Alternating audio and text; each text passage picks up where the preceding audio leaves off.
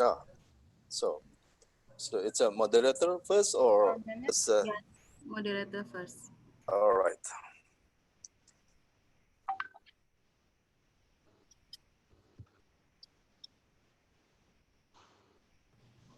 Okay, are you ready to start? All right, Yes. so we can start now. Yeah. Okay. Bismillahirrahmanirrahim. Assalamualaikum warahmatullahi wabarakatuh. Good afternoon, everyone. Welcome to our fifth Waalaikumsalam warahmatullahi wabarakatuh. talks with me, Ayu Afla, as your moderator for today. It's such an honor for me to be here because, well, we can see some high-level officials here, and of course, our president, Ms. Tunjung. Good afternoon, Ms. Tunjung. And also friends and colleagues from all over Indonesia. How are you today? I hope everyone is healthy and happy because those two are the most important things that we have to have for today to face this kind of situation. First things first, we would like to apologize as our last session. It was supposed to be our fourth session with Pak Nufran Sawirasati, but it was canceled. Hopefully it can be rescheduled soon. Let's hope so.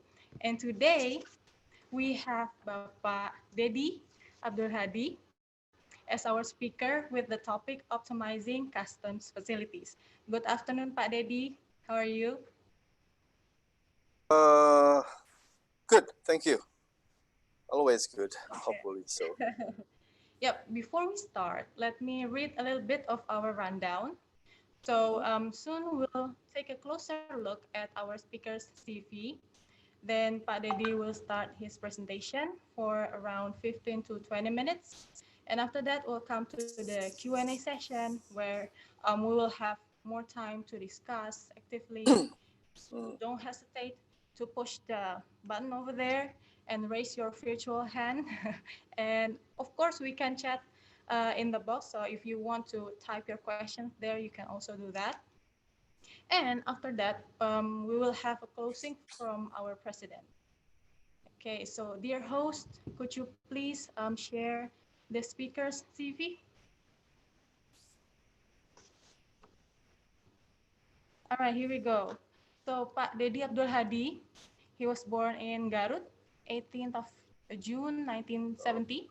It's very old. And yeah, and also, well, we You said happen to yeah. be working in that unit in Pengembangan.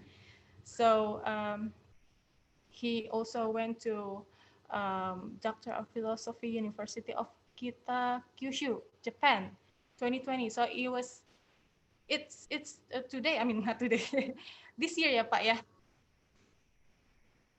And the rest you can also read by yourself. Okay, quite short CV. That's very good. So now we cordially invite Pak Dedi to start the presentation. Pak Dedi, the virtual floor is yours. Enjoy. Well, okay. Thank you, Mbak Ayu. Bismillahirrahmanirrahim. Assalamualaikum warahmatullahi wabarakatuh. For me as well, this is an honor to be here in front of, I can see many experts here. Well, actually, I was trying to what should I call? I mean, to send a message to the my contact in tax office. I was trying to offer Pak Franz to present something today, replacing my session, because I believe his topic is more interesting than me. You can see the title of my presentation is very familiar. This is about custom facilities, and I noticed that actually some of high level in our headquarters also are trying to promote custom facilities, mostly connected to the pandemic issue, the COVID-19 issues. But today, I'm not going to talk about the COVID. So this is just, have you seen my slide? Correct? Not yet. Not yet? Okay, so I have to, from the beginning. Yeah, this one. Yes. Already? Okay. Yes, already. Yeah. You can see at the last paragraph of the slide that this is just a proposal of me. Oh, why? Who operate my slide? Can I operate by myself?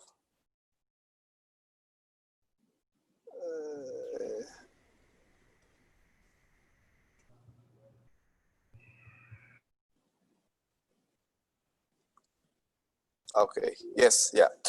So you can see my slide. This is just my proposal regarding the custom facilities, which is actually our facilities. And also I can inform you that all the information here, based on my experiences, based on my discussion with other colleagues from custom, from companies, from friends from other countries as well. So why do I want to talk about this? Because I remember the committee asked me to present about the green customs, while in my opinion, green custom is something that, in my opinion, of course, that this is not easy to be implemented in Indonesia for the time being. So I'm trying to present something that simple, but I believe we have to do something more with the customs facilities, because I believe all of us have the same intention to contribute more and more to our administration. Correct? Yeah. So I read about the arah kebijakan. So I translate here direction for policy of the Ministry of Finance. I just got it from my kepala bagian.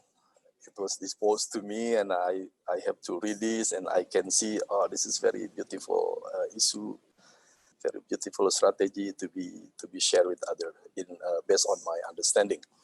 And also I concerned about the various facilities provided by custom. And one thing, we have export and import data, which is, in my understanding, we can do something more with regard to the export and import in our administration. And also innovation is, I may say, is our character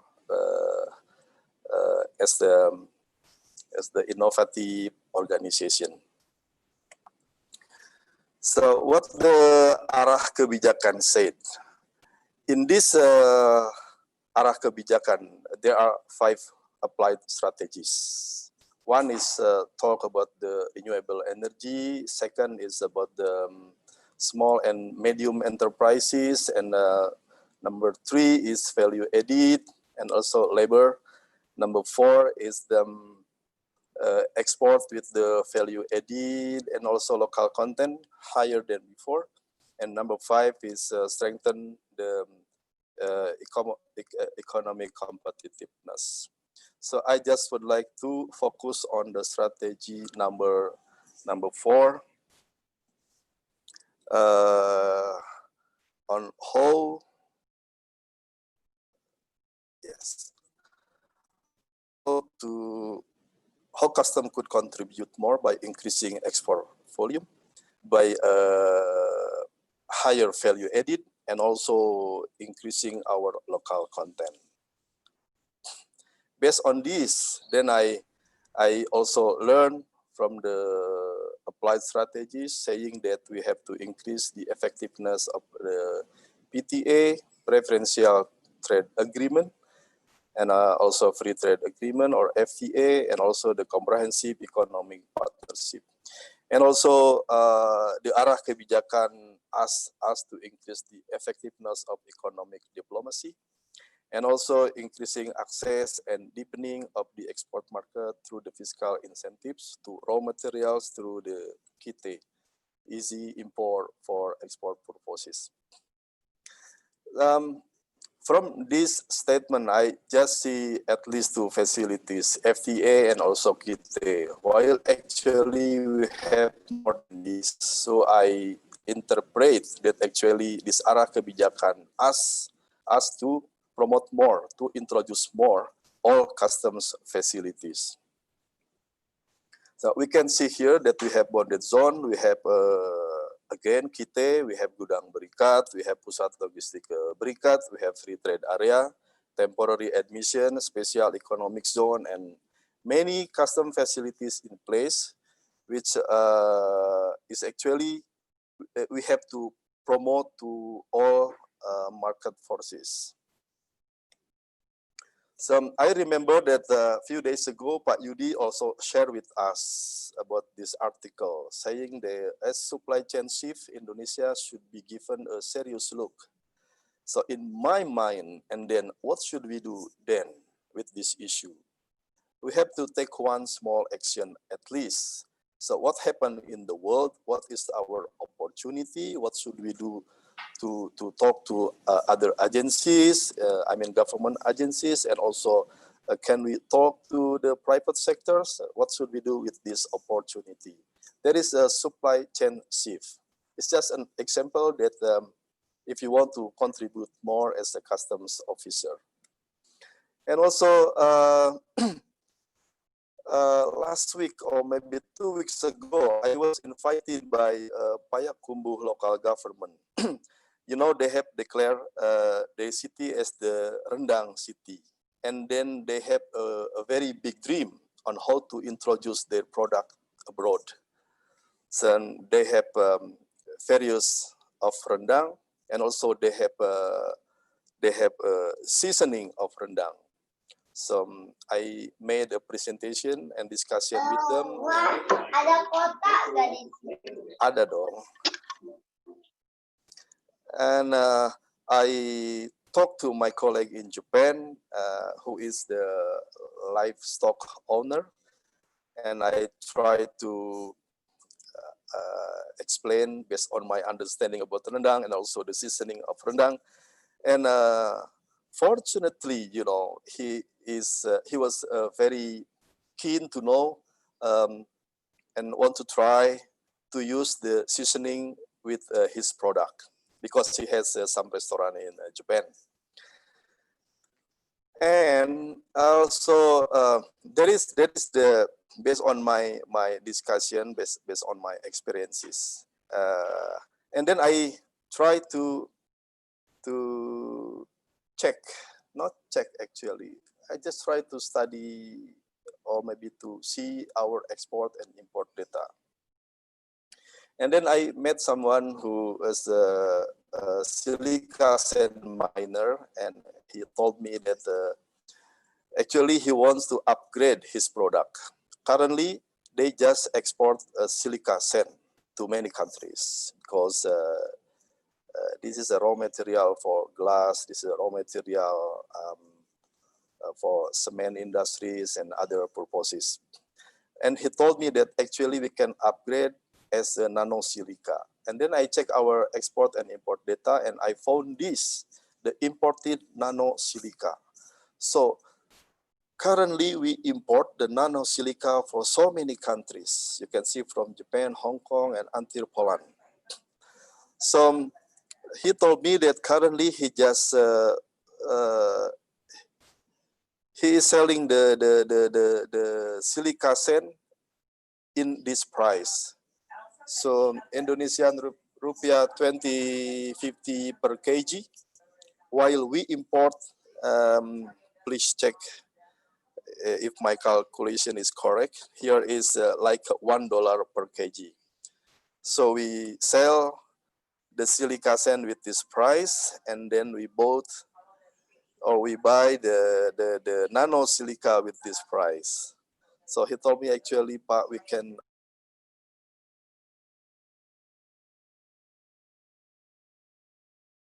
upgrade and then use such of a product. And then also I talked to my colleague who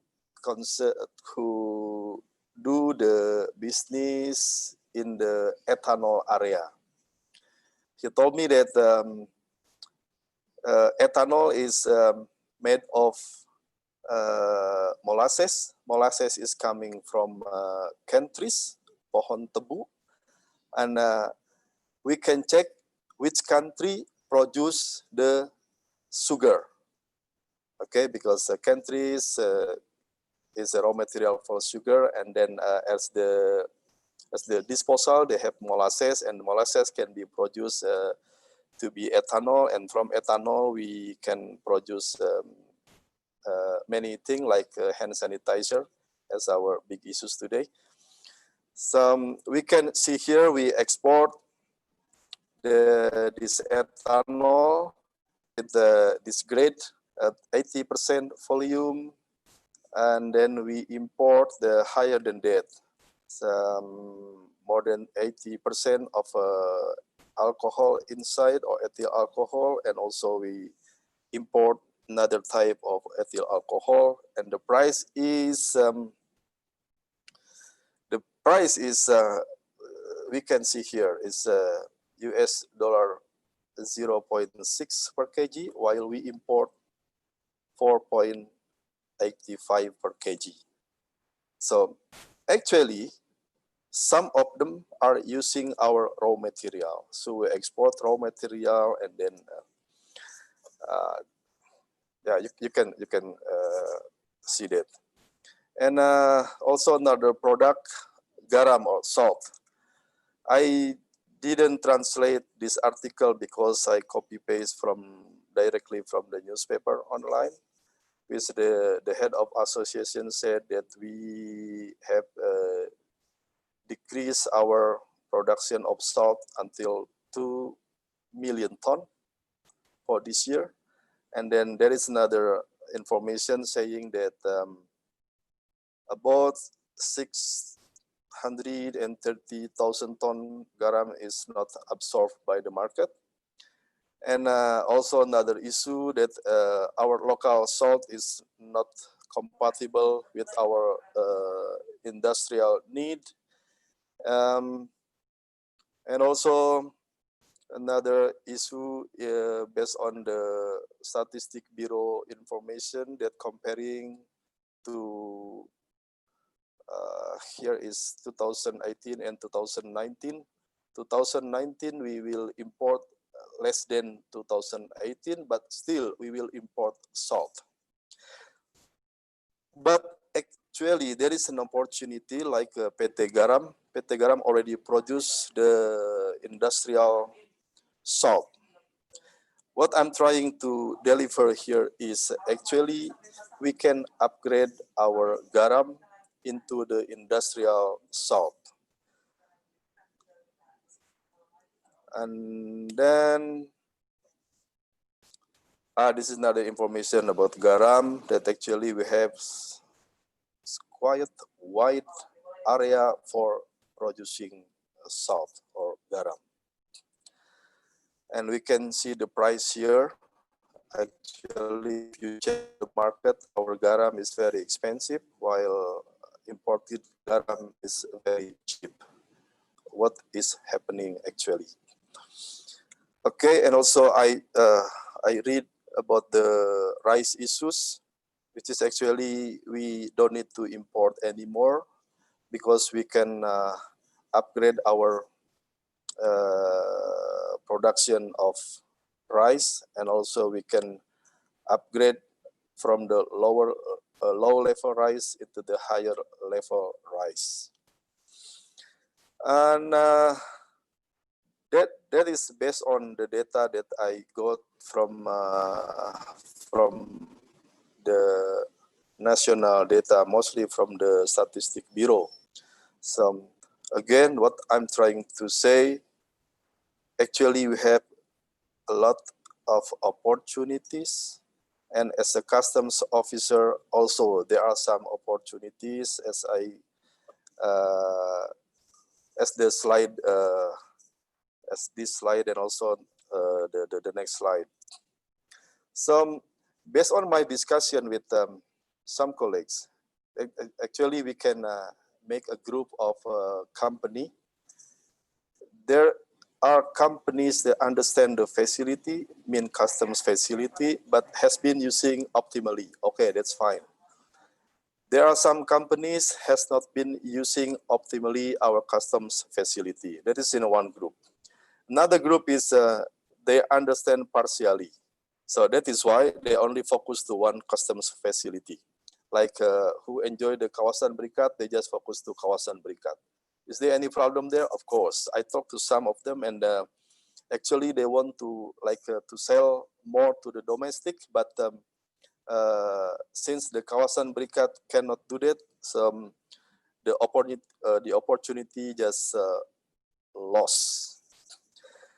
And there are some companies without understanding of the custom facility, like they import without facility, either material, raw material, or the capital goods like machinery. And there are some companies also use imported material from domestic market. So you can imagine the price will be higher than imported directly. And also some companies with potentially export, but they don't know if there is custom facility that maybe can support their activities. I think so. It should be more than 20 minutes. So my proposal is my first proposal is we have to do restructuration. So, restructuration. Is that correct? This is an effort to optimize the utilization of type of custom facilities based on company characteristic. For example, is some like bonded zones, Kawasan Berikat, but local sales are higher than export, like I said before. So there is problem. Then custom can offer to replace with KITE facilities. Okay, sir, actually we have another facilities instead of Kawasan Berikat, like KITE or kemudahan import tujuan ekspor. My second proposal is diversification. This is an effort to optimize the utilization of custom facilities by looking at the possibility of adding or mixing other custom facilities. For example, bonded zone again, but want to expand with local sales. I think, I believe some of you also find such of companies with problem with the export market, and then they want to expand or they want to change to local sales. So in this case, maybe it's just an example, we can offer like FTA schemes. And last proposal is extensification. This is an effort to offer any custom facilities to new or existing company without understanding of custom facilities. For example, like small and medium enterprises. I met, I think, hundreds SME, small and medium enterprises, mostly in West Java.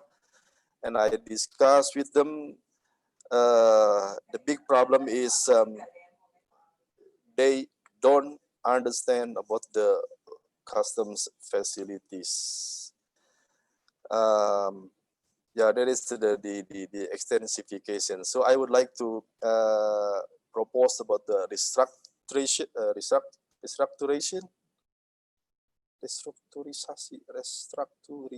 yes, and diversification and then extensification. Some what should we do then? Two ways we can do actually, like bottom-up approach. This is the process by identifying and disseminating custom facilities to companies that have a production process and have not utilized the facility at all. So company data and information are obtained from the trade office in each regional government. We know the Dinas Perdagangan, And also we can discuss with our customs officer, in the region, and also the customs service office. And also the most important, we have to do some synergies, like with local government again, and the sector supervisor. Here is under the Ministry of Industry. And also we can set up a synergy with the Indonesian representative abroad. I mean the embassy, the consulate. Of course, maybe when I talked to my friend about this issue, and he said, how could custom do this at all? I said, this is the beautiful of synergy. We don't need to do it by customs at all. But the synergy means we talk to the related agencies, and then we try to discuss with them, and then we can show the data, we can show the situation in field, and then we share all information, and then we can do furthermore together with them.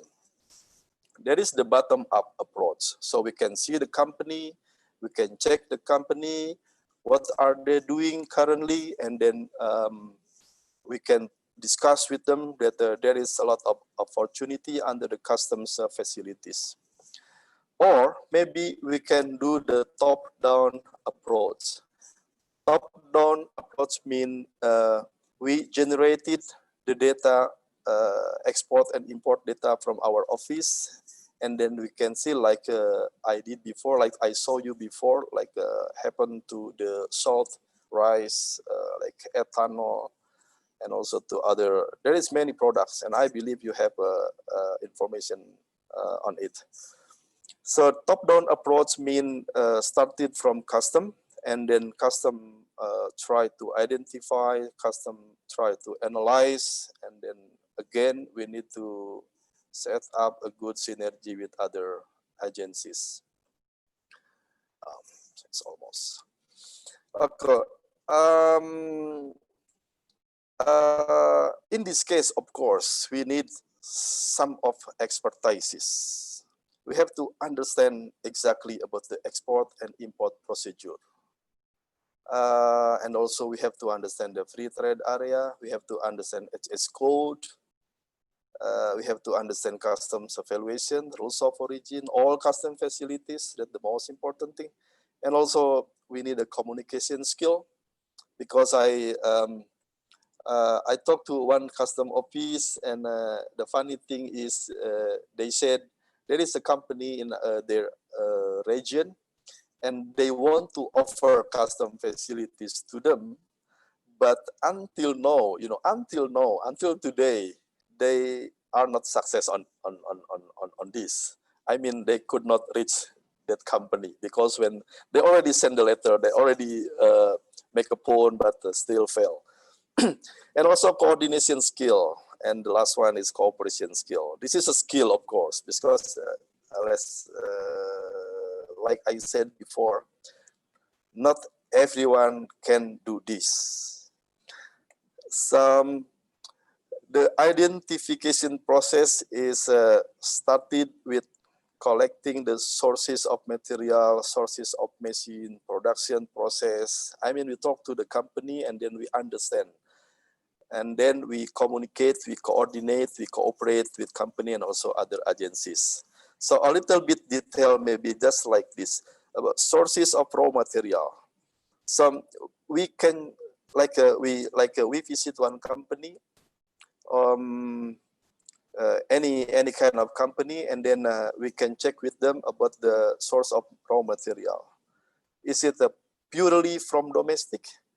It is, I mean, naturally, or maybe local production. I mean, naturally from Indonesia, and then processed in Indonesia and become the finished good in Indonesia, or maybe imported material, or maybe directly imported. Having said that, also we can check the sources of machine and equipment. Is it purely from domestic? Sorry, it's not natural resources, of course. This machine is a local production. It's an imported machine, or directly imported, and then we have to check the country of origin, and also whether they use agent or they import by themselves. And then how to obtain the products, how to produce, how to obtain. Is it naturally or through the production process?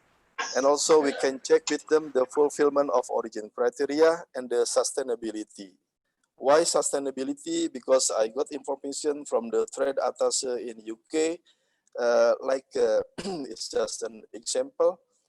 Pak Dedi, we have tried to assist one Indonesian company to come to UK and then sign a contract.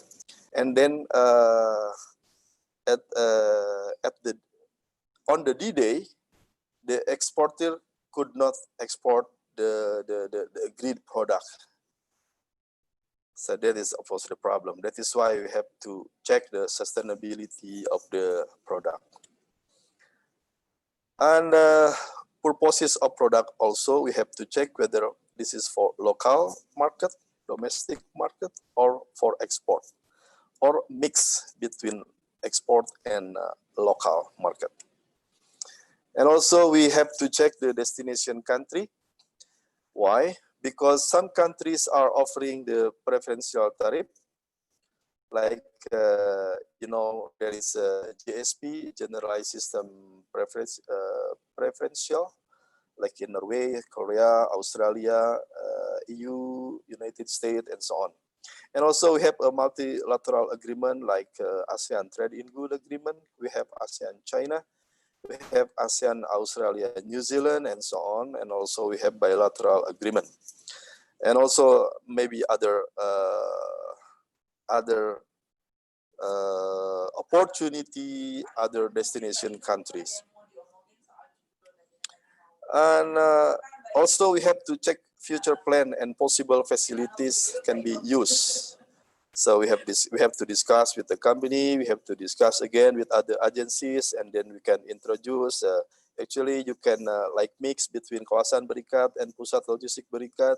You can mix between Kawasan Berikat and Gudang Berikat, and you can mix Kawasan Berikat with FTA and other possible custom facilities to be enjoyed by company. So, Ms. Moderator, that is my, I hope, not more than 20 minutes. So I give it back to the moderator. Thank you. All right, thank you, Pak Dedi, for giving great and clear presentation. For the next 30 minutes or so, I'd like to give participants the opportunity to ask questions about the presentation. Feel free to ask your questions via voice or the chat box. All right, here we have. I would like to ask a question. Yes, please proceed, sir. Okay, thank you very much. Thank you very much, Pak Dedi, for your presentation. It was a great presentation, and I think it gives us a lot of insight how we can implement these custom facilities. And this morning, I just joined the trade facilitation and the role of custom carried out by the Pusdiklat. And this afternoon, we are hearing again, I think it's quite relevant because you talk about the custom facilities. And yeah, according to, based on our customs law, broadly, we have two facilities actually, suspended custom duties and free customs duties. And in the form of suspended or deferral custom duty, we can be categorized into like a bonded zone, and then like other warehouse, was it bonded zone, and then warehouse bonded zone, right? And then center of a logistic zone, etc. And in the area of free customs duty, we only have a free trade zone in Batam.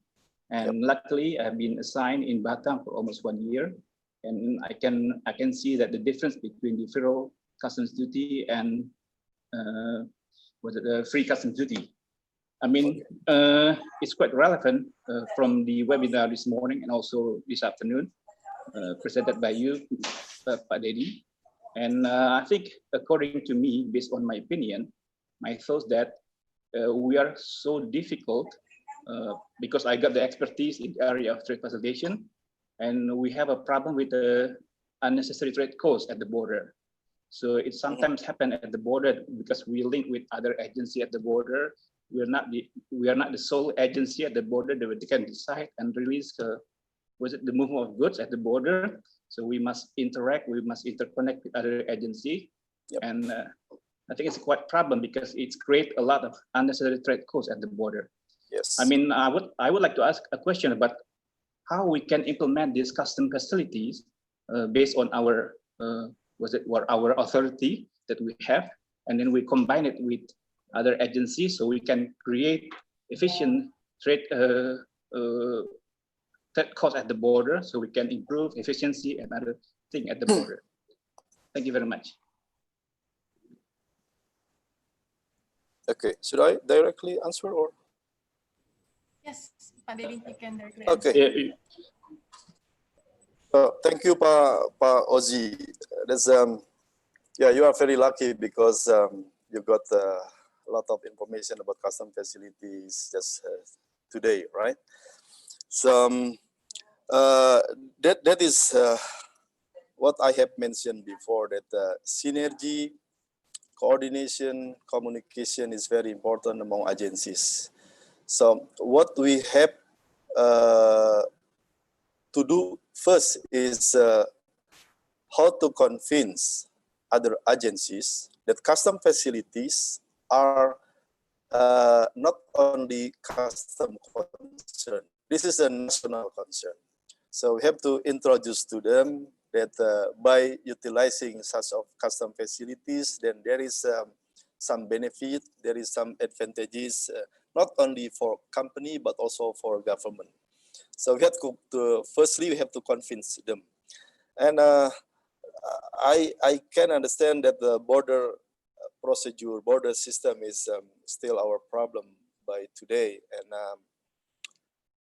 that is why we have like NLE issues. We have tried to concise our application, and also, and I think other effort already in place.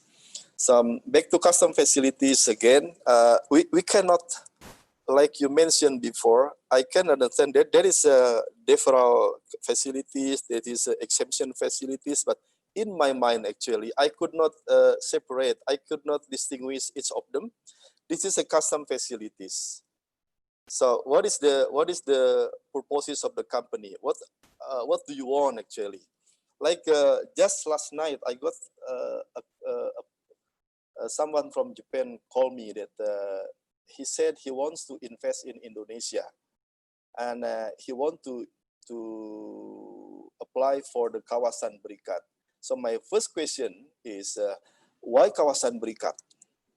He said, because I want to export my product, and also I want to sell it in Indonesia as a domestic market.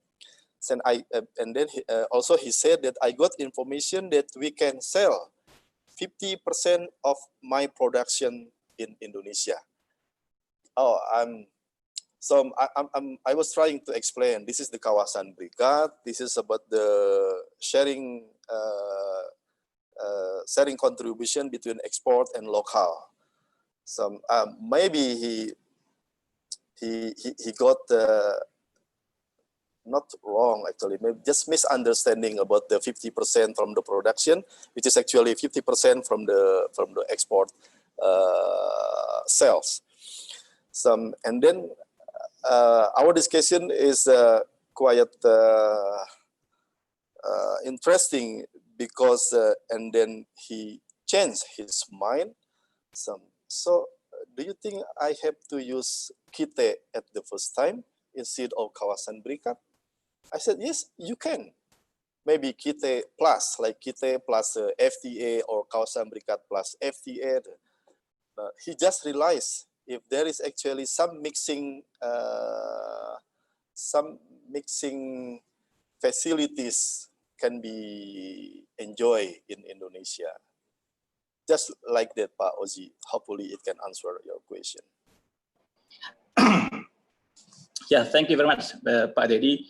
Yeah, and I understand that we all understand that we have different kind of custom facilities, but I mean, we should have a focus how we can implement or how we can address these custom facilities to stakeholders, to importer exporter. For example, if importer or exporter want only to to import and then store it in a warehouse, they can choose like a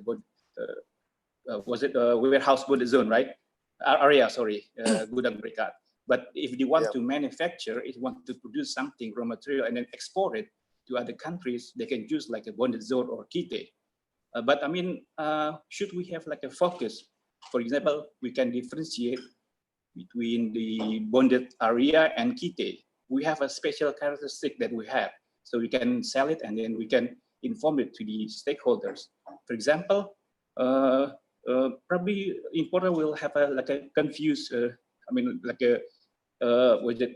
a biased information in mind, the difference between kite and then bonded zone and then pusat logistik berikat and etc. that we have. And another thing is there's a special economic zone that the government will build in the future. So I mean, how we can address this issue to the importer and exporter. Yeah.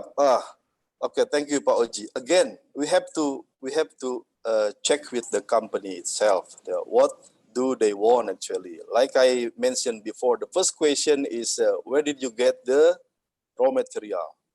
How did you get the machine?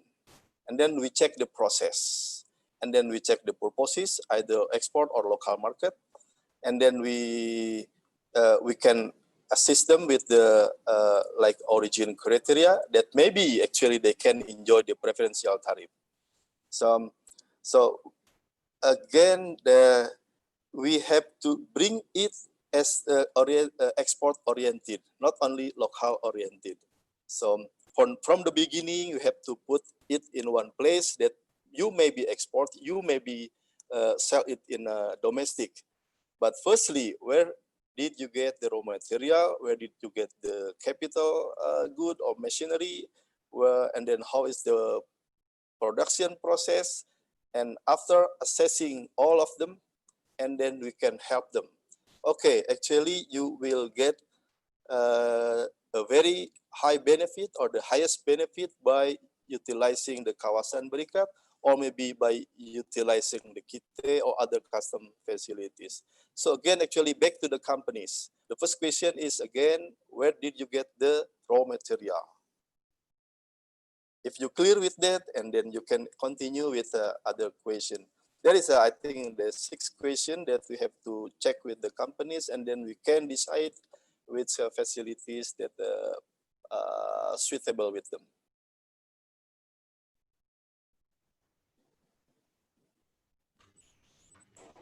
Okay, thank you very much, Pak Dedi, for your explanation. Thank you. All right. Ozi and Pak Dedi. Next, we have our question from the Slido.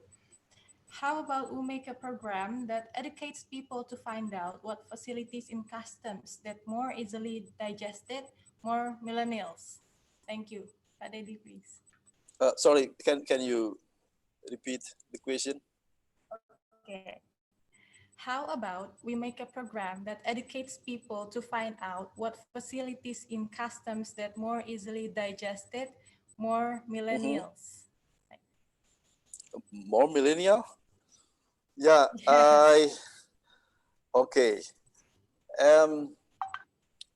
This is a coincidence that I know I'm posted in a Secretariat in a human resource department, and we have some training, we have some courses. So meaning that firstly, millennial has to upgrade their expertises. Having said that, and yeah, I think, sorry, is it the millennial is custom officer or the millennial is the industries?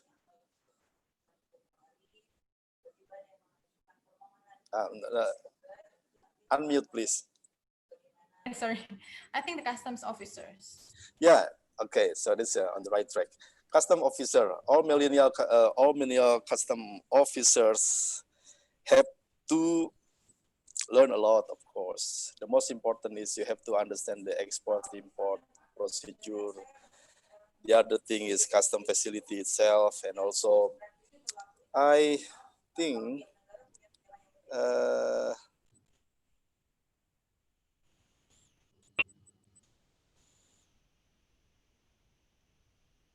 okay, this is some expertise needed by actually not only millennial, because if you millennial, you can check you with your senior. Not all seniors understand about these things. Trust me.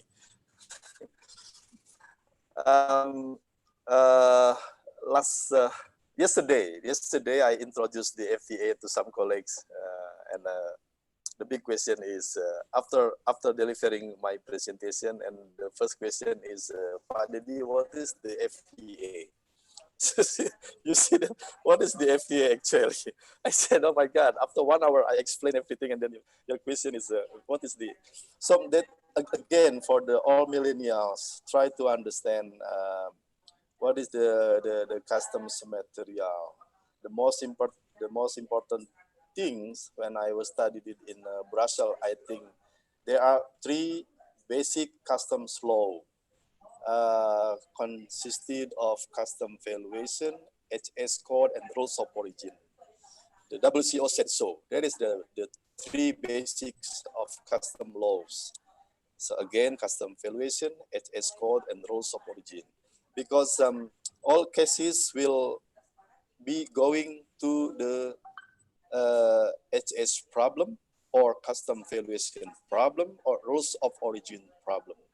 And all facilities also connected to those 3 issues. After that, yeah, of course, I think export and import procedure. Try to understand in a very detail, because when you talk to the SME, small medium enterprises, they don't understand exactly about the custom procedure. So my experiences when talk to, I think, more than 200 SMEs in West Java, that's quite amazing, because they said, where do I can talk to customs officer in my city? You see that? And then what is the first step of me to do when I want to export or we want to import, like that? So after the 3 basic customs law, and then yeah, you can learn the export and import procedure, and then you can learn other customs matters. And I think today our unit already distributed for those who need the training. We already distributed the training need assessment. Is it correct, Bayu? The AKP. Okay. Yes, thank you. Analisa Thank you, Pak. kebutuhan pembelajaran. Yeah, that, hopefully Thank you, that Pak. answers the question. Yes. Now we have another one. We have Pak Dedi. Pak Dedi asking. Pak Dedi? Pak Dedi, are you there? Yes, I'm here. Can you guys hear my voice? Yes. You know, I always please. bothering him actually. Okay. Okay. Pak Dedi, thank you so much for the opportunity. I've been agreeing to most of your statements on the presentation. I Thank have you. 2 points to share on this occasion. Okay. Although this might not be a valid population sample, because I only have like several companies that I talk to. There are reasons why these companies are not using the facilities from customs yet. The first one is because they think it's too much of a hassle. They think it's not worth it to go through the administrative procedures in order to gain and maintain the facilities. They will always opt to, let's just pay this and then we don't have to deal with the administration. That's the first one. And then the second one is that I talked to several farmers, the pearl farmers, Mutiara. Yep. they said that there was only one farmer that used custom facilities. Well, the others, they don't use it. And when I asked them the reason why they don't want to use the facilities, because they feel like they don't want to expand their business. What they're doing right now is enough. Like as long as they can, pay for the food tomorrow and they can pay for the employees, and that's it. So I think there are 2 points that we need to consider in order to evaluate the custom facilities. If we want to expand the facilities, is maybe we want to consider to give more lenient or to simplify the administrative procedures that they have to go through to get the facilities and to maintain the facilities, as well as to boost their confidence and motivates them to expand their business so that they can finally use the facilities that we offer. That would be all from me. Thank you very much. Oh, great. But Teddy, actually, that is your expertise, how to communicate with them. Yeah. Also, I found the same situation with some companies, not only in West Java, in my region in Bandung, and then also in other cities. They said, why should I use custom facilities? Because I already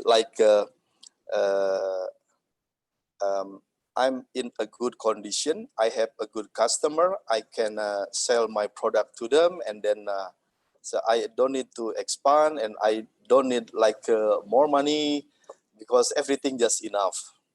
So at that time, I was trying to explain about the FTA. So of course, they didn't know what is FTA. I tried to explain from the beginning, and then at the last session, he just understand. So, Pak Dedi, do you mean that in one day, I will have a very tough competitor? Exactly, that is the point.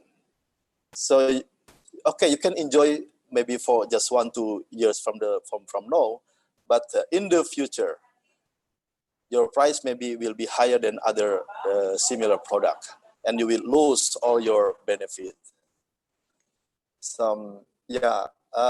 And then they try to share with us that actually he wants to import, but he just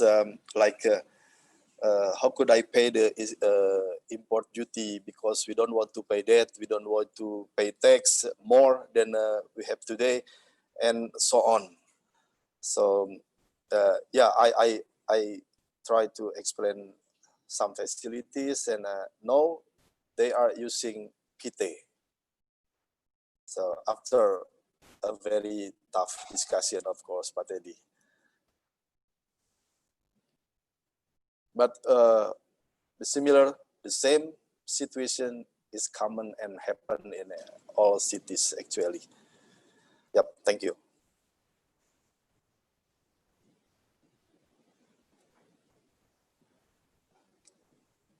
Thank you. Are you? Thank you, Pak Dedi. Yeah, Pak Dedi and Pak Teddy. Anyone else asking our presentation for today? Or just want to chit chat in English? Feel free to speak up, because this is the time for us to have some conversation. Oh, have you finished?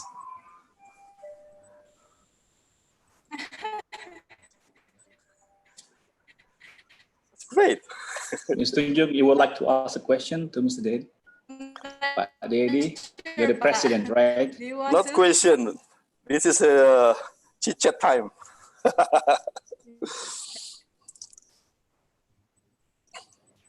I would like to give a comment, probably. I mean, like a discussion for this session. I mean, the rule of thumbs for custom facility, I think we should boost export, right? And then to import less. So that's the point, the key point of all the custom facilities that we want to offer to private sectors or to our society at the border. So that's the basic rules, the rule of thumb that we must encourage all the, particularly SMS, small and medium and small enterprises, right? So you want to boost export so we can receive capital, more money from that facilities. I think that's the point that I get. Yes. From this discussion, right? Yes. Yes. Thank you. Yes, I agree. So when we say like this is a dilemma actually, you know, in one point that we have a target of revenue, right? The other thing is we have to boost our export. So that is for me that's a very difficult situation because import duty is coming from imported product, of course. While imported products, I mean the rate of imported product already lower and lower. Like under ATIGA, you know, ATIGA is ASEAN Trade in Good Agreement, and almost 96% of the tariff rate already zero. And also under ASEAN China, you know, I think today already reached like 90% of the tariff rate already zero. Under ASEAN Korea, it's almost 86% already 0% of import duty. So it's very difficult for us then. Well, actually, I don't want to talk about that. I just want to talk on how to optimize our custom facilities, and that's all. Sorry, Fauzi. It will be a long discussion when we talk about the target. No, it's fine, it's fine.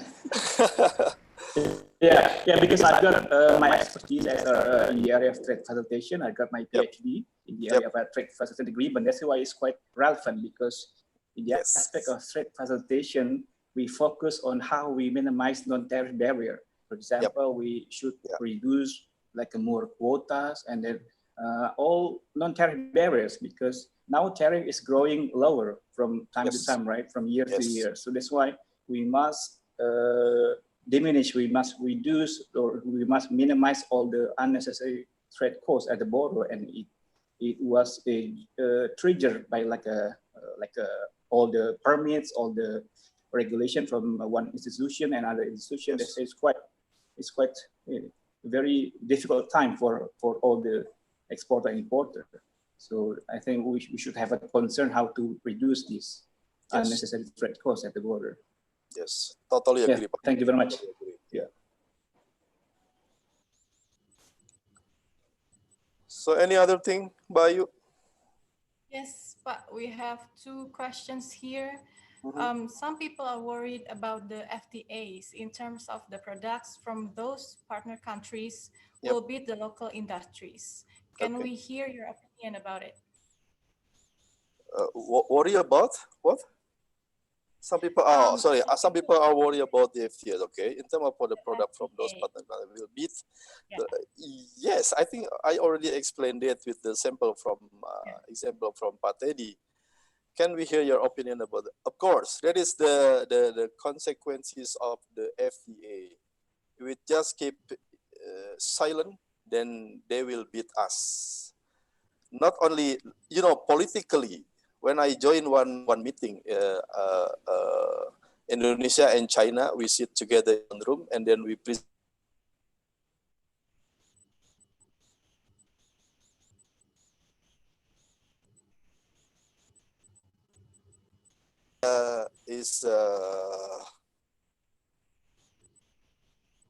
Situation because we got deficit from the trade between Indonesia and China.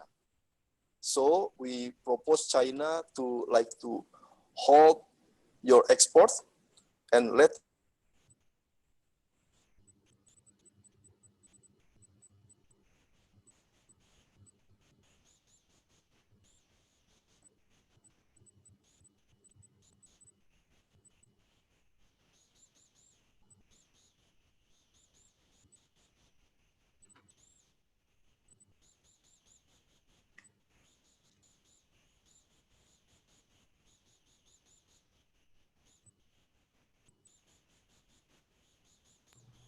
Is there we lost our connection.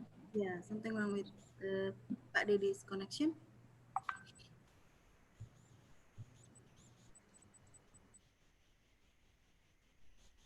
Pak Dedi, I thought it was my connection that went wrong. Oh, Pak Dedi is calling me. Wait a moment. Halo Pak Dedi.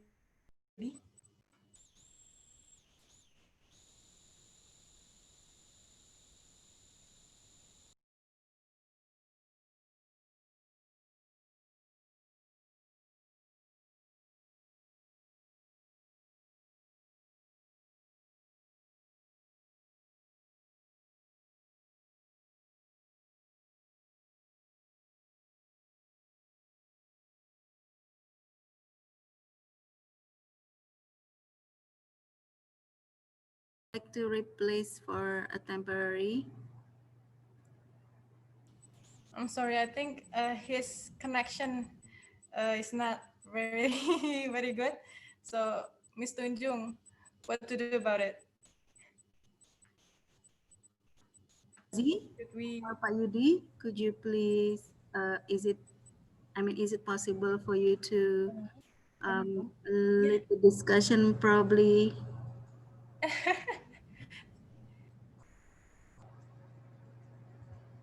Pak Ozi, are you still there? Oh, Pak Yudi?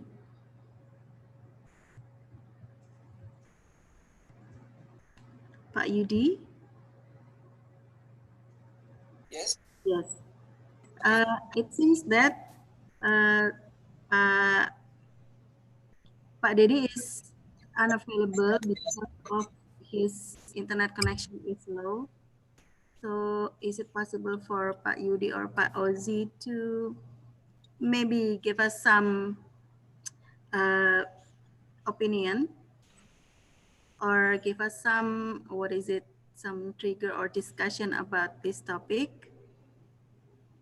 Yes. Actually, I just wrote a chapter into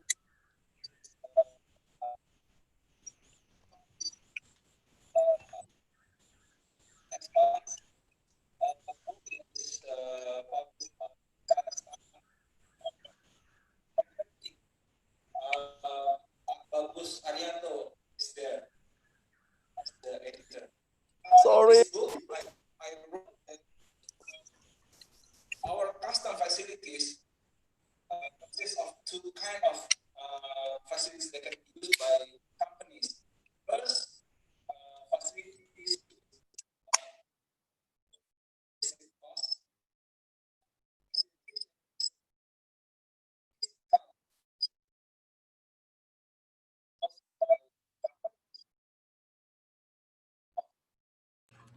Sorry, Pak Yudi, we cannot hear you clearly.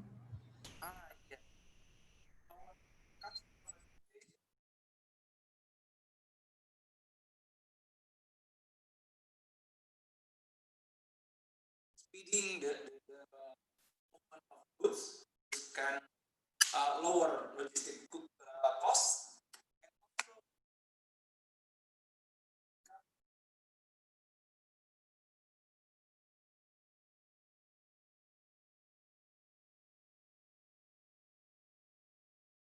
I have to come in the end and go station export cost.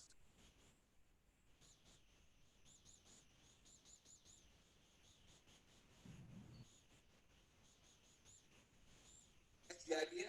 Pak Yudi, internet connection is. Pak Yudi, I'm so sorry we cannot hear your voice clearly. Over to you, Ayu. Same. I think Pak Dedi is here already. Pak Dedi is here. Yeah, Pak Dedi is back on the stage. Yeah, Pak sorry. Dedi, Sorry, welcome back. Pak Yudi. I thought only me who has problem with the internet connection. So I have a friend. Yeah. What is the question? I remember FTA will beat. Yes, FTA. If we just keep silent with the current situation, without upgrading custom facilities, without using more existing custom facility, then under FTA scheme, we will get a lot of deficit then, because you know, when I discussed with my colleague from China, what Chinese custom do regarding the FTA. You know, Pak Dedi, we not only stay in our office, we check our data, and then we check one by one which company potentially to export the product. And then we went there. We visited the company, and then we checked just like I mentioned in my slide. Firstly, what kind of product do you have? Okay, and then company will explain. So where did you get the raw materials, the machine, and then how is the process? And then custom will explain, actually you can, you are eligible to utilize such facilities. So I think we have to do the same thing in our country. So why? Because they said only custom who understand exactly about the HS code. So what's it?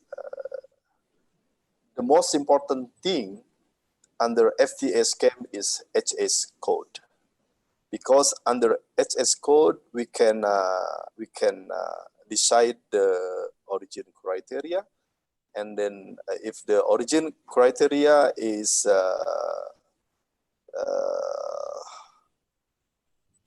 under the FTA scheme, and then they can enjoy the tariff, preferential tariff. So again, that if the company has a good, what should I call, a good feeling that FTA will beat him, that is a good situation. So custom can discuss with them. I mean, we can discuss with them, and then we can try to explain more about the situation, and then we can explain more what is the FTA and how to enjoy the FTAs as the whole. That is Bayu. Okay, thank you, Pak Dedi. Moving on to the next question that we have here. How to implement all customs facilities during COVID-19 pandemic? During COVID pandemic, again, depend on the companies actually, that what kind of product again, and then we can check, we can assess, is it possible to survive, and is there any problem with that company or not? If there is no problem, actually, we can continue discussion with them. We can explain more about the custom facilities. So again, actually, this is very general, not only for the pandemic situation, but for the whole situation. Actually, we can check one by one. So I can understand not all companies can survive because maybe of the product, because of the partners, their partner, and because of the countries of destination. So that is, we can check one by one. If there is a problem with that company, and then we can try to identify another possibilities, like maybe you can, if currently you export to Japan, because I know Japan is in a very difficult situation, you can change your destination, like to, I read newspaper, I think last 2 days, about the possibility to export more to Latin America, like Venezuela, like Mexico, like Brazil, and so on. That is. Yeah, and then another one from Miss Triana. Miss Triana, do you want to speak directly? Or not? So here we have the question, excuse me, I just want to know if there's any facilities from customs that support exported companies which have a product full from locals, including the machine. I mean, why they didn't have a facilities to import the machine and do not need to pay a tax for that. Ms. Riana? Or Pak Dedi? Yeah, I can read it.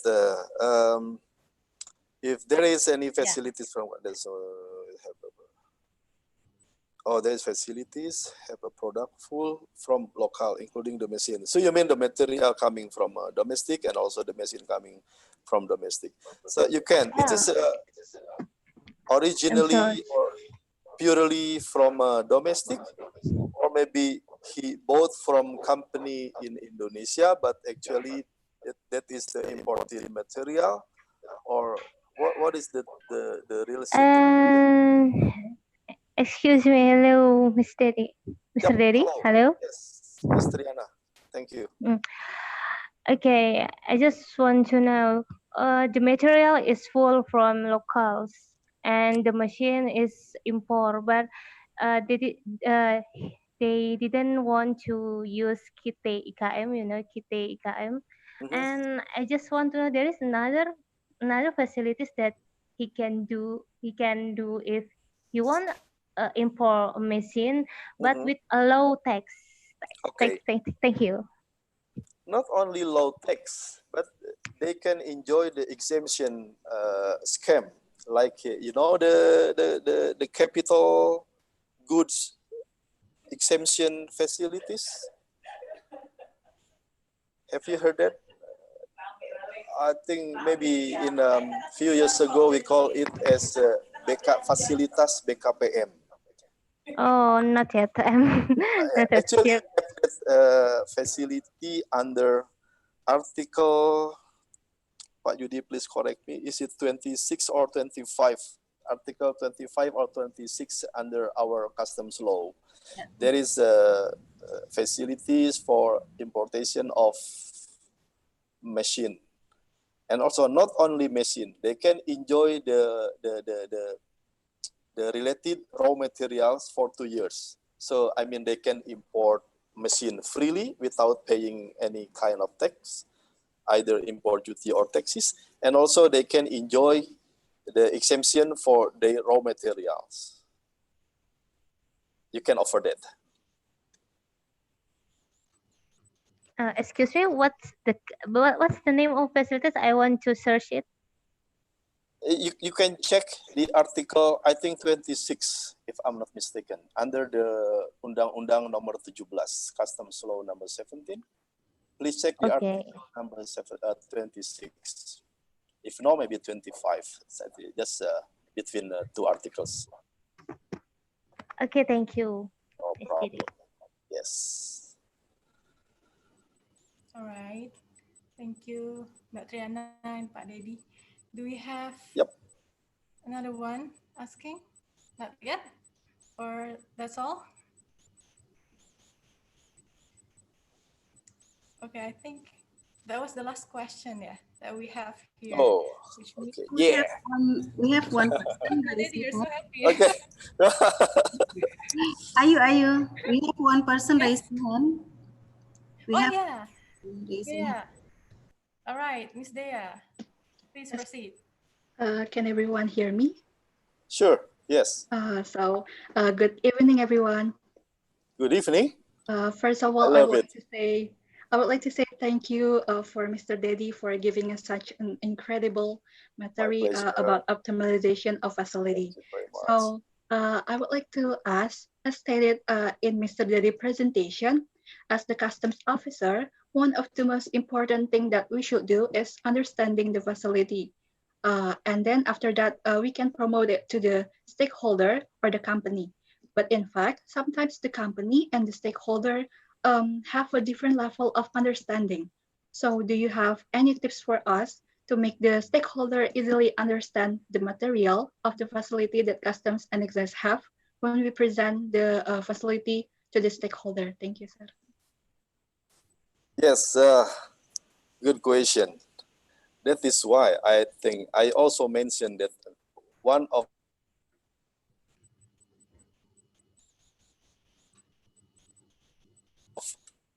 Diklat has a communication skill courses.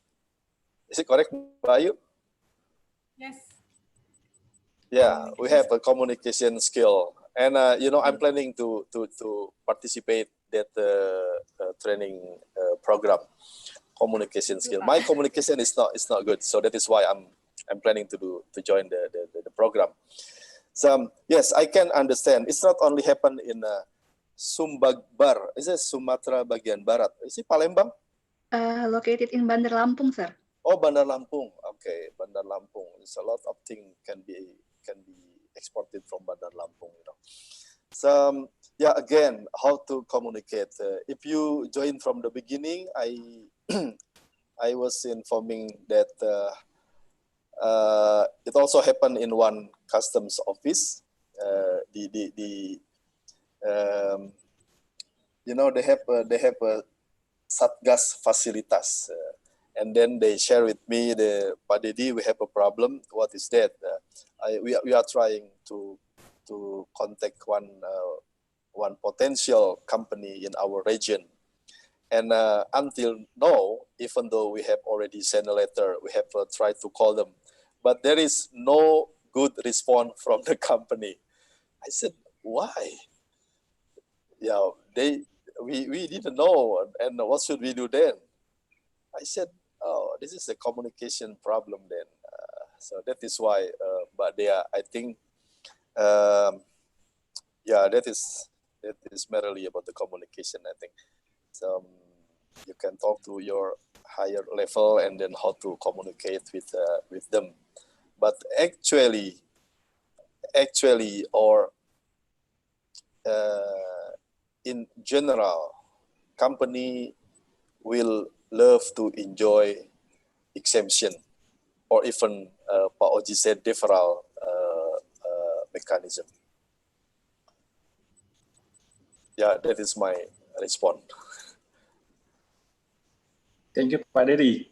I just want to reiterate again, how to say again about my concern that so far we don't have like a meaning of how we set up that facilities. For example, it can be like an exemption customs duty, deferral customs duty. For example, in the case of free trade zone in Batam, all the facilities are already here. For example, the type of bonded zone here, the type of customs warehouse, or we call it a bonded warehouse here as well, and the special economic area zone here as well. So we don't have I mean, we should have like a purpose. I mean, if we want to give these customs facilities, sorry, we should know our customer wants. For example, if they want only to showcase their goods, but don't want to manufacture, so we can choose these facilities. For example, the case of textiles lately, it happens because we allow all imported goods to do a transit from FTZ, free trade zone, to our customs territory, to other customs territory. So we should stop it. And it's not clear the difference between KITE and then bonded zone, and then special economic zone that the government will build in the future.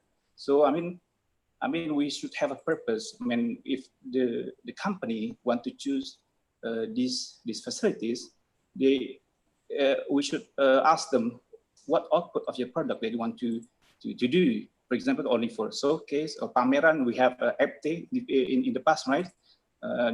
So you can use FT. But if they want to manufacture, because based on other countries' experience in a free trade zone, for example, I have done a lot of research about that, and then they show that they have a kind of differentiation between one free trade zone and with another free trade zone. So if you want to import some imported goods into that zone, it's only allowed to showcase or to manufacture, but it's not allowed to do like a transit to other area. So I think we are lack of that understanding how we can differentiate that kind of facilities. Well, thank you, Pauzi. You know what, that's a little bit difficult because you mentioned about the showcase, you mentioned about, I think it's maybe mostly under the temporary admission. But my proposal actually is exactly related to the export oriented. So this is so I prefer to push one company to set up a factory in Indonesia, or maybe we can push the existing factory in Indonesia to get a higher benefit, to get higher advantage in terms of the custom facility. For those who just want to like a showcase, I think yeah, there are also some facilities that can be enjoyed by them, but I think not so many benefits in that area, right? So because only for exhibition, and then few days after that just send it back to the exporting country, just like that. If we want to discuss more, maybe we can learn from the mobile phone case. If you follow the issue, you know, initially we import all mobile phone from any countries, mostly from China, right? And then some maybe from other countries. And then luckily our government quite realized that we could not just rely on imported mobile phone, because the utilization in our country is very high. So the idea, I think it's 2012, 2013, if I'm not mistaken, yes, there is a good discussion that until certain years, you can import complete build-up mobile phone. But if I'm not mistaken, after 2 years, you have to establish a factory in Indonesia with at least 30 or 40% of local content. So maybe at the beginning, they just import the product for exhibition, and then they find a good market in Indonesia, and then again, custom has the data of that activity. So if custom realize, we cannot do this because it's only import and import, while actually all the benefit maybe goes to the exporting country, what do we get then? So that in that case, custom can also talk to the like Ministry of Trade, Ministry of Industry, and then try to set up a good discussion on how, if they we invite them to set up a factory in Indonesia. Itu Pak. That is. Thank you, Pak Dedi. Hi. Thank you for this fruitful discussion that we have so far. Thank you very much. Yes, thank you too, Pak. Next, we have Ibu Titi. She wants to ask something. Ibu Titi, please unmute the button.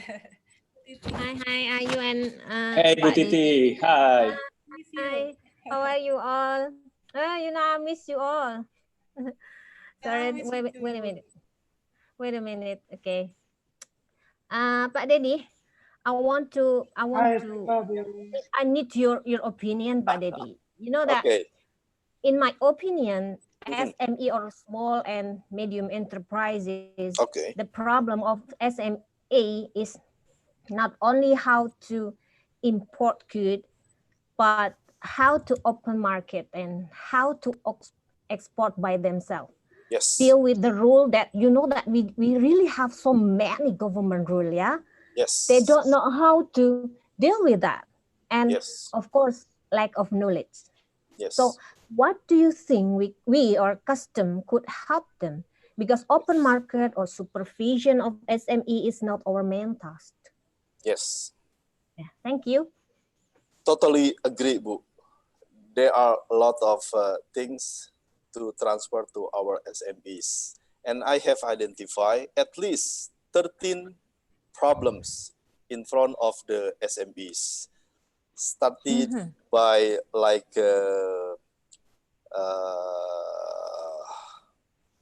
what is in English?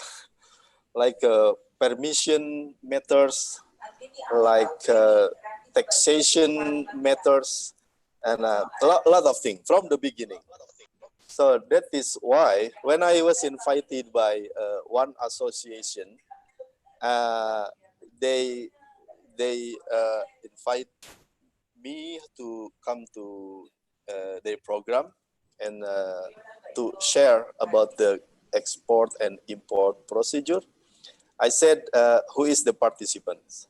And then the committee explained, we have quite a lot of participants, and mostly they don't understand about the blah, blah, blah. Okay, beside me, you have to invite from tax office, you have to invite from local government, you have to invite the notarian, and all of them. And finally, then they invited all of them. So we sit together in one big room, a very big room, and then started with the local government. If you want to set up a company, this is the requirements. And so you, when reach the NPWP, we invite the tax officer. Please try what is the NPWP. Having said that, and then we invite from other agencies and try to explain what is the relationship between export company, import company, and the requirements. So we invite all of them. We sit together and we explain one by one. So I think, if I'm not mistaken, I was the last presenter at the time. So because we know custom is a gate, final gate, for export or import. So we are in the border. So having understood all the things for the establishment of company, and they confirm that if they have a product they want to export, to where, to which company, and then we try to explain a custom facility. Maybe just like that, Bu. So again, we cannot walk alone. This is synergy matters. This is coordination matters. Not only customs. Yeah, that is by you. Yes. Okay. Thank you, Pak Dedi. Bu Titi, is that clear enough? Yes, clear enough. And then I hope in the future we can make a big group of all of the institution, government institution, Yes. and we can sit together, and that we can help them to export their thing. That's it. Thank you, Pak Dedi, and all. Yes, welcome, Bu Titi. Thank you, Bu Titi. Pak Dedi, we have another 3 questions. Are you okay with that? Sure, no problem. Okay. We have time. All right, the first one. Can you tell about some examples in customs facilitation from a developed country like Japan that we probably can learn or adopt in Indonesia? Thank you. Okay, the answer for the number one, mostly developed country. Before that, we have to understand that the biggest problem, the biggest barrier, I remember Pauji say barrier, the biggest barrier of the import and export is import duty. So unfortunately, most of developed countries already remove the import duty. So there's no problem with that. So it's very different with us that still rely on the import duty. Like in Singapore, only 4 goods will be imposed with import duty. In Hong Kong as well. In Japan, maybe more than 4, but only few, not so many goods will be imposed. So mostly already 0 or no %. So that is why currently most developed countries are focused on establishing of FTA scheme. Why? because they want to export and export. So they will check which country for the next destination. Let's say Indonesia. They approach Indonesia. Indonesia, if you you can import some product from our country, and the importer will enjoy the exemption because of the preferential tariff. So you can imagine when importer sees the 0%, I think in their mind only, oh, I will get a big benefit from this. And custom has to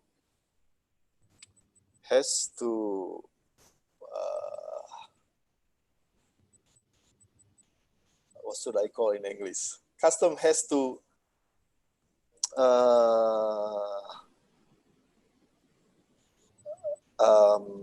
please help me. Custom has to menjaga.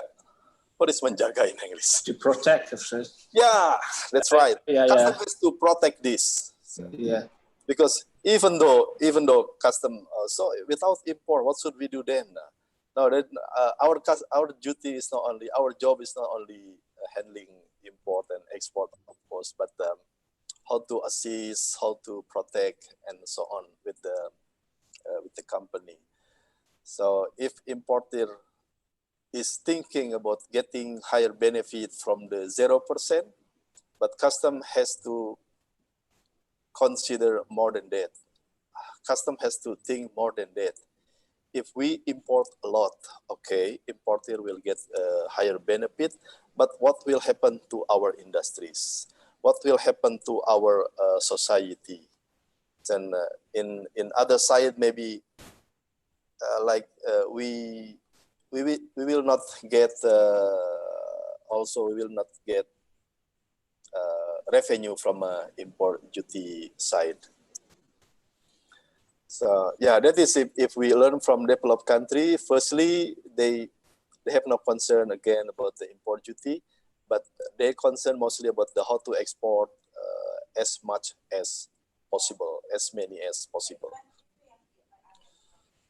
So after more than 10 years of IJPA implementation, the gap of our trade is going wide. Yes. Do you have any suggestion on it, sir? We have to evaluate IJPA. That's the key. We have to evaluate. Firstly, because under all FTA scheme, there is an opportunity. If we get deficit, proved by data, of course, then we can ask to our partner, please stop your export because we are suffering for the time being. We have to improve. We have to, yes, we have to revive our industries. Yeah, the answer is we have to evaluate. And if we copy the China customs strategy here in Indonesia, how can we make sure that we make a fair pick in choosing company we'd like to assist? Actually, the first step is not picking the company, but we check the product first. If we have the product from the raw materials and we have the industry who can process such of raw materials to be a finished good, and then we can talk to them.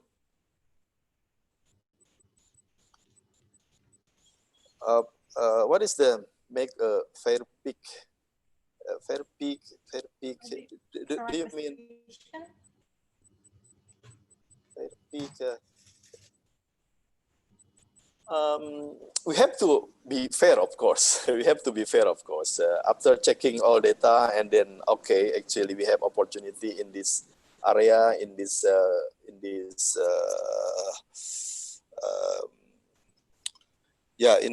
industry, and then we can decide which company first. Like I did with the ethanol, you know, I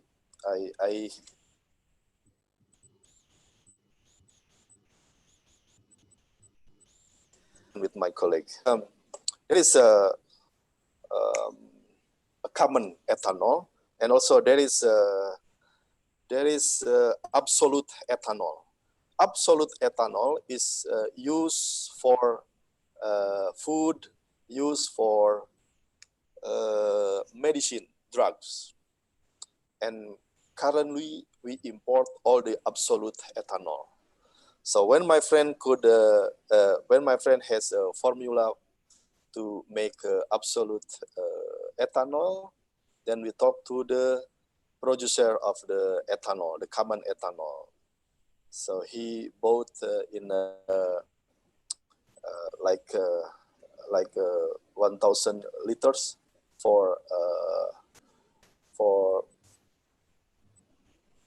to be tested, and when the result is success, and then he went to the drug company, and then he offered the absolute ethanol, and then the company said, okay, I think your absolute ethanol is meet with our need, and then he talked to the Ministry of Trade, please, give us an opportunity to produce such product and sell domestically to the drug factory. So what should we do? From the Ministry of Trade said so, and he said that I think you and custom has to sit together and try to reduce the absolute ethanol from the import side, because now we can produce domestically. So yeah, that is just an example.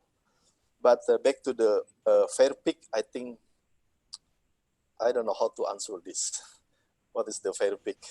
I think, yeah, we can pick any one of them. That is Bayu. Okay, thank you, Pak Dedi. I believe all the questions have been answered, which means Alhamdulillah. come to the ending of this session. Okay. Okay. Great. Thank you so much, Pak Dedi, for your time. You're welcome. Thank you, everyone. Thank you for the question. Thank you for the discussion. I hope this is it will be a good point for you all. Yeah, thanks a lot. Terima kasih. Assalamualaikum warahmatullahi wabarakatuh. Waalaikumsalam warahmatullahi wabarakatuh. Thank you, Pak Dedi. Ya, sama-sama, Pak. All right. Thank you, C, for having me. Ayu Afla is signing out. Thank you, Mr. Dedi Abdul Hadi. Hello, Pak Franz. How are you? Long time no see. I'm fine. My soulmate.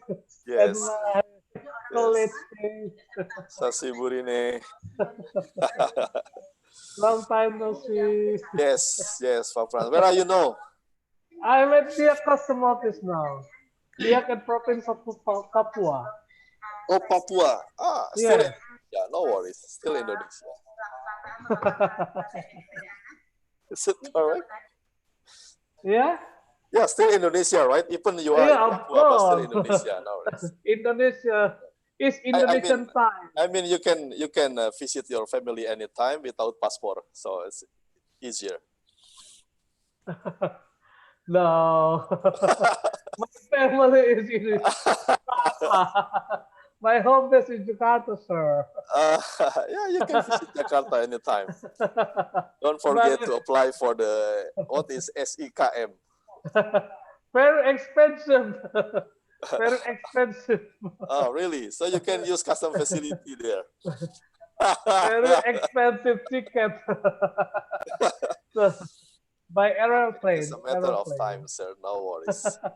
Time is coming. Please invite me to headquarters of Customs and Excise. Okay. Talk to Bayu. He will invite you. Okay, thank you, Pak Dedi. Thank you, Pak Dedi. Good tunjuk. Thanks a lot. It's 5 o'clock. It's Indonesian time now. Yeah. All right. Right. So, thank you, Pak Dedi, for your insightful presentation on optimizing customs facilities, especially in promoting export to for Indonesian goods, yeah, including SMEs goods, and for your presentation. It was an honor for us to having you here we'd like to present you a certificate of appreciation. So this is very humble. Thank you very much, Bu Tunjung. Thank you very much, all committees. This is very beautiful certificate. Thank you, Pak. And also Ayu for moderating this session. Thank you very much. I know that you said that you were nervous at first, but I didn't see that. I didn't see that. yeah, I think we No, it's didn't been a see while. that. I didn't We have also a certificate of appreciation for you as the moderator for this inspirational talk. So, and then for all the participants, thank you for your active participations. We exceed our, what is it, our schedule.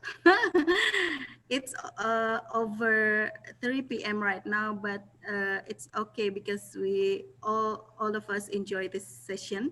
Thank you very much. This is for Ayu. And then for the committee, for the team, thank you very much for your hard work to make this event succeeded. Chrissy, and then Inti, Didit, Arham, and then Yunan and Diana. Thank you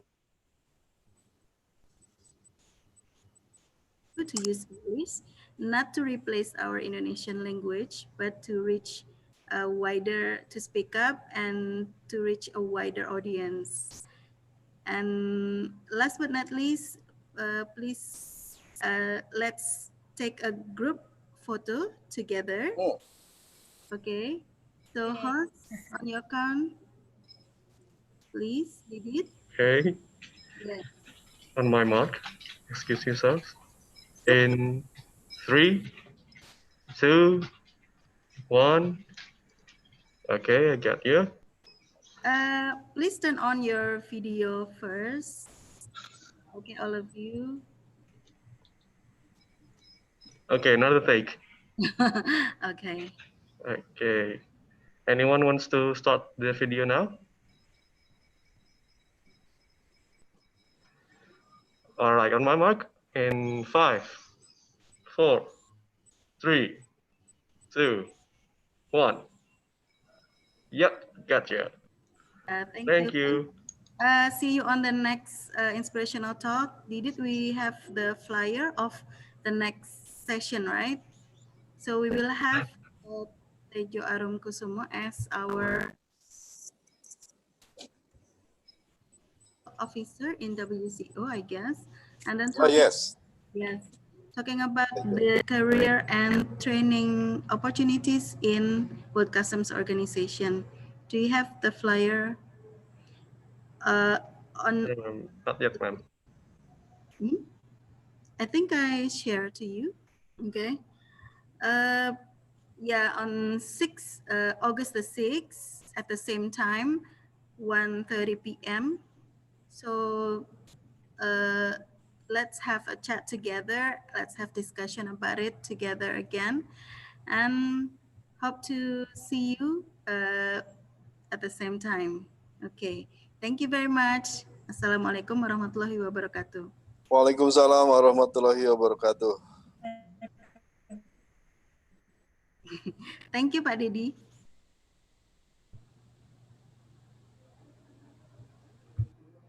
Okay.